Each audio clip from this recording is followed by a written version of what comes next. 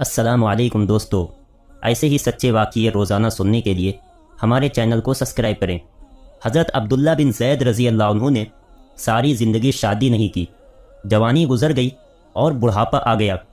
ایک دن بیٹھے حدیث کی ایک کتاب پڑھ رہے تھے تو اس میں پڑھا کہ حضور صلی اللہ علیہ وسلم نے فرمایا ہے کہ جنت میں کوئی بھی اکیلا داخل نہیں ہوگا بلکہ اپنی بیوی کے ساتھ داخل ہوگا، اور جس نے کسی وجہ سے دنیا میں نکاح نہیں کیا تو اس کا نکاح دنیا ہی کی کسی کنواری لڑکی کے ساتھ کر دیا جائے گا، اور پھر وہ دونوں میاں بیوی بن کر جنت میں داخل ہوں گے۔ جب یہ حدیث پڑھی تو دل میں خیال آیا کہ دنیا میں تو میں نے نکاح نہیں کیا ہے، لیکن جنت میں میرا نکاح کر دیا جائے گا، تو پھر آخر وہاں میری بیوی کون ہوگی؟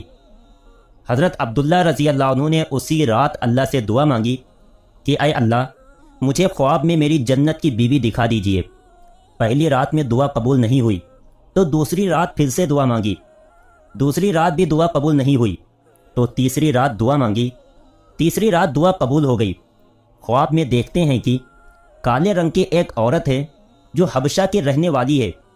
وہ کہہ رہی ہے کہ اے عبداللہ، میرا نام میمونہ ولید ہے، میں بصرہ میں رہتی ہوں اور میں ہی جنت میں تمہاری بیوی بنوں گی۔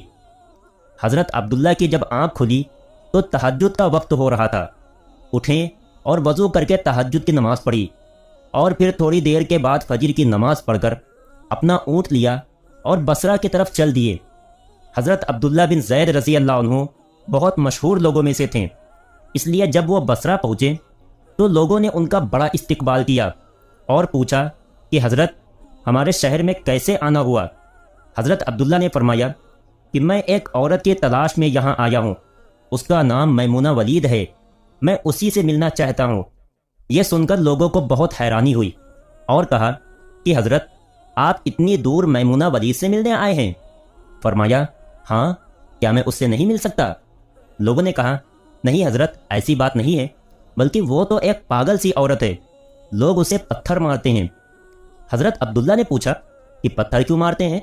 لوگوں نے بتایا کہ حضرت، وہ عورت عجیب عجیب حرکتیں کرتی ہے، اگر کسی کو پریشان اور روتا دیکھے تو اس کے پاس کھڑے ہو کر ہنسنے لگتی ہے، اور اگر کسی کو ہنستا دیکھے تو اس کے پاس کھڑے ہو کر رونے لگتی ہے۔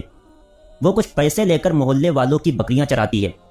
آج بھی وہ جنگل کی طرف بکریاں چرانے گئی ہوئی ہے اور شام کو عصر کی نماز کے بعد واپس آ جائے گی، آپ تب تک آرام فرمائیے۔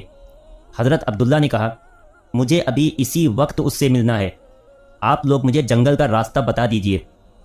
لوگوں نے کہا حضرت، آپ جنگل کی طرف نہ جائیں، کیونکہ وہ بہت خطرناک جنگل ہے، وہاں شیر چیتے رہتے ہیں۔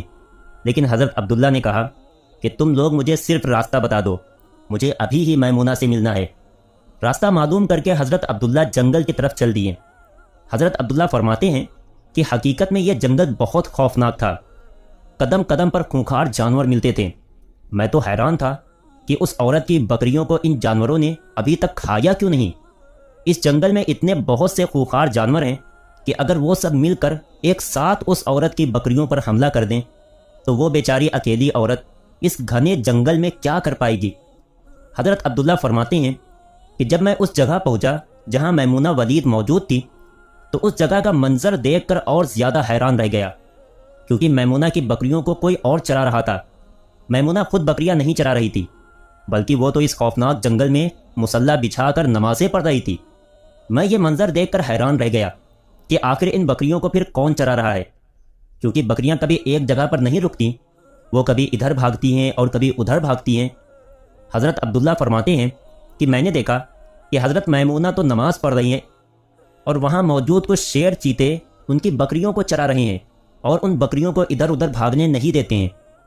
یہ منظر دیکھ کر میں تو حیران رہ گیا کہ آخر شیر چیتے اور بکریوں میں دوستی کیسے ہو گئی؟ شیر چیتے تو بکریوں کو دیکھتے ہی چیر پھاڑ کر کھا جاتے ہیں، لیکن آج یہاں کا منظر تو بالکل الگ تھا۔ اتنی دیر میں حضرت میمونہ نے نماز سے سلام پھیرا اور میری طرف دیکھتے ہوئے کہا اے عبداللہ، ہمارا وعدہ تو جنت میں ملنے کا تھا، تم یہاں دنیا میں مجھ سے کیسے ملنے آ گئے؟ حضرت عبداللہ فرماتے ہیں یہ سن کر مجھے اور زیادہ تعجب ہوا کہ میمونہ کے ساتھ میری یہ پہلی ملاقات تھی، تو آخر اسے میرا نام کیسے معلوم ہو گیا؟ میں نے حضرت میمونہ سے پوچھا کہ آخر تمہیں میرا نام کیسے معلوم ہوا؟ تو انہوں نے فرمایا اے عبداللہ، جس رب نے تمہیں رات میں میرے بارے میں بتایا تھا اسی رب نے مجھے بھی رات میں تمہارے بارے میں بتایا ہے کہ تم جنت میں میرے شوہر بنو گے۔ پھر میں نے حضرت میمونہ سے پوچھا کہ آخر یہ تو بتاؤ کہ ان شیر چیتے اور بکریوں میں دوستی کیسے ہو گئی؟ شیر چیتے تو بکریوں کے بہت بڑے دشمن ہوتے ہیں اور انہیں دیکھتے ہی چیر پھاڑ کر کھا جاتے ہیں، لیکن یہاں کا منظر تو بالکل الگ ہے کہ یہ شیر چیتے ہی ان بکریوں کے رکھوالے بنے ہوئے ہیں۔ حضرت میمونہ نے فرمایا، اے عبداللہ، جب سے میں نے اپنے اللہ سے دوستی بنا لی ہے تب سے ان شیر چیتوں نے بھی میری بکریوں سے دوستی بنا لی ہے، اور اب یہ میری بکریوں کو کوئی نقصان نہیں پہنچاتے ہیں۔